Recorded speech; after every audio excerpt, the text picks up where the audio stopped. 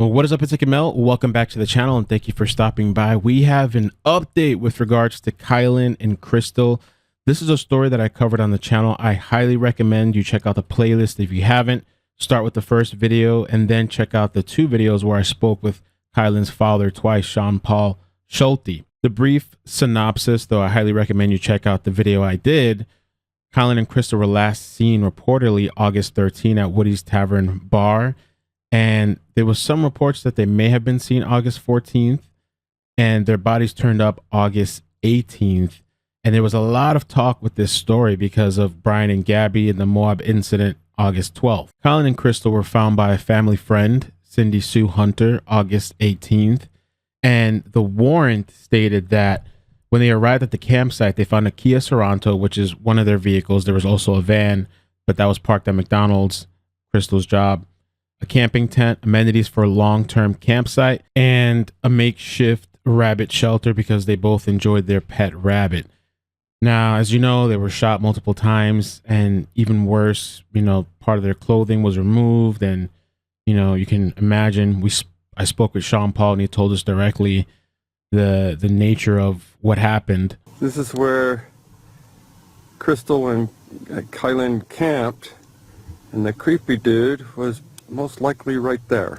We'd like to get the news bounced back to them so that they know what happened while they were here, so that they can go back and check their dash cam and see if anybody picked up a car or a vehicle coming on or off of County Road 4651, which is right where the girls were killed. South Loop Road is where they were found, their bodies, by LaSalle Mountains.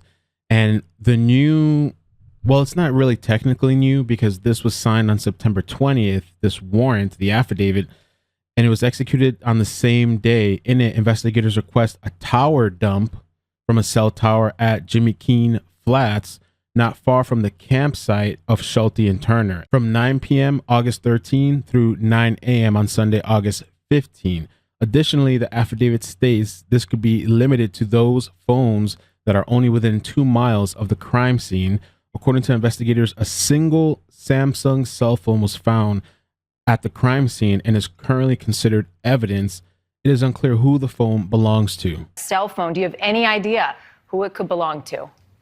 Thank you, Marnie. No, actually, I don't. Remember, when it's a police investigation and they're going through processing a crime scene, any evidence that they recover, they take into possession and take it to the crime lab and disseminate to whatever resources they're going to use to determine what the evidentiary value is. That was the family private investigator. He's been on News Nation twice, and the affidavit goes even more graphic, and it's basically the same stuff that Sean Paul Schulte said. As far as the Brian Laundrie connection that a lot of people have thought about, I personally don't believe there's a connection. I don't believe there's enough.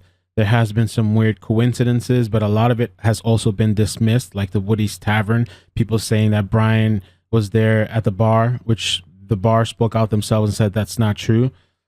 Grand County Sheriff's Office determined that it's not connected as well. We don't know how. Let me play you this clip of Sean Paul Schulte, but I also questioned him on my interview with him, and he said the same thing. We don't know how they ruled it out, but they ruled it out. Well, we know they have ballistics. I don't know if they have fingerprints or DNA or what, but they have some way of ruling out Brian Laundrie. They have some way of ruling out these people's names that I have turned in. According to a search warrant, authorities are looking for a creepy man that approaches the women at their campsite. The girls saw him camp there, so we know he was camped too close to them. This guy didn't give him space. He crowded him, and that creeped him out. Jason, the last time you and I spoke, you told me that you couldn't rule out a connection to Brian Laundrie with the deaths of Crystal and Kylen. Do you still feel that way?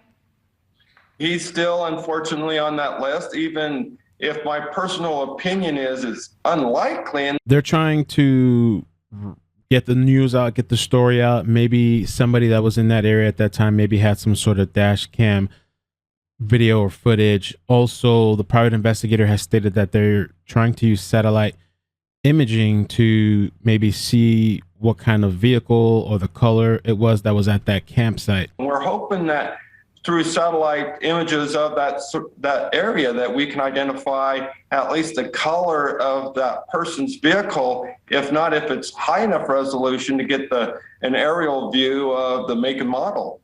Now, I don't know that there was actually a vehicle. I remember when I spoke with Sean Paul, he said that everything was like washed away. If there were tire tracks, it was raining and all this kind of stuff. And so if there were, it would have been washed away. So I don't know that there was. It's possible. Also, if you guys remember Sean Paul talking about that wedding that wasn't far, really close actually to the site of where these women were camping.